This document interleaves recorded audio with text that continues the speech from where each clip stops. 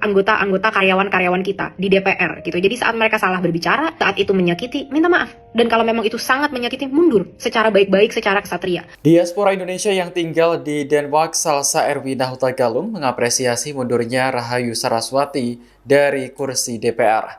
Ia berharap keputusan serupa juga diambil anggota DPR dari fraksi PDIP. Dalam unggahan di akun TikToknya pada Senin, Salsa menyebut mundurnya Sarah sebagai anggota DPR menunjukkan jiwa ksatria. Harusnya sikap semacam ini juga dicontoh oleh anggota DPR dari PDIP yang menurutnya masih arogan.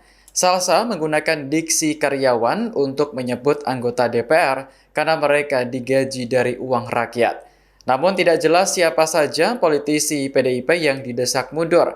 Download Tribun X sekarang, menghadirkan lokal menjadi Indonesia.